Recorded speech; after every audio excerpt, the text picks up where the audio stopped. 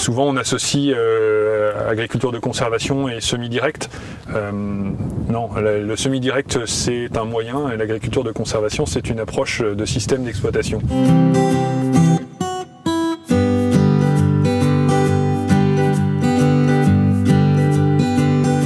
Donc aujourd'hui, la principale difficulté dans notre système d'exploitation, c'est la culture de la pomme de terre qui demande un travail intensif pour arriver à faire ces belles buttes dans lesquelles poussent à l'abri de la lumière nos pommes de terre.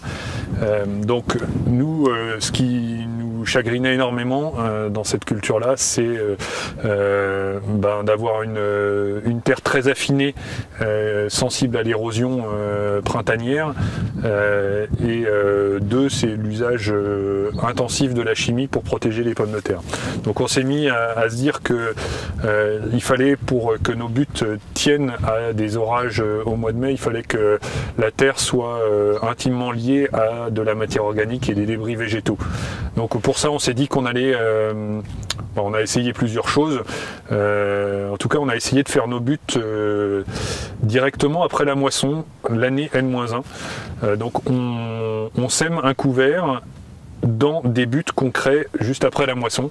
Donc c'est un mélange de terre, de débris végétaux et très rapidement de racines de couvert.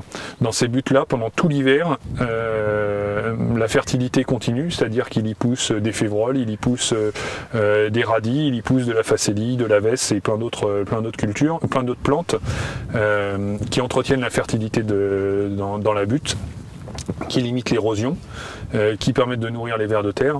Et puis au printemps, on revient éclater superficiellement ces buttes-là pour réchauffer le sol et planter nos pommes de terre.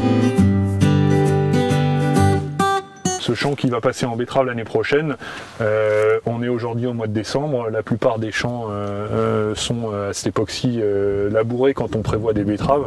Et ben nous, le champ va rester comme ça pendant l'hiver. Sur une période de gel, on va sans doute envisager de passer un coup de rouleau pour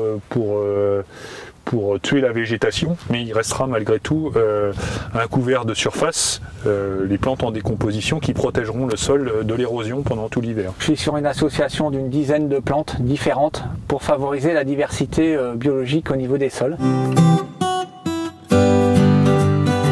On est sur une approche pragmatique de se dire que on utilise un maximum de leviers biologiques, agronomiques pour faire en sorte que nos plantes ne soient pas malades, mais on ne s'interdit en aucun cas l'usage d'un produit chimique. On accompagne la croissance de nos plantes avec des macérations de plantes. Des purins d'ortie, enfin des purins, on va dire des extraits fermentés, d'ortie, de consoude, de luzerne.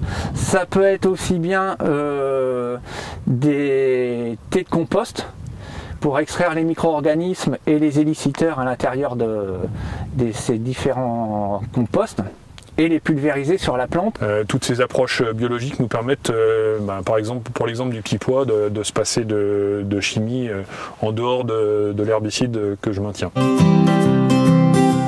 On n'a pas de solution toute faite, on a beaucoup d'espoir, on a beaucoup de liberté dans nos réflexions, on a beaucoup de sourire dans tout ce qu'on entreprend, on a beaucoup de gamelles aussi. Il faut être très modeste, on est en chemin.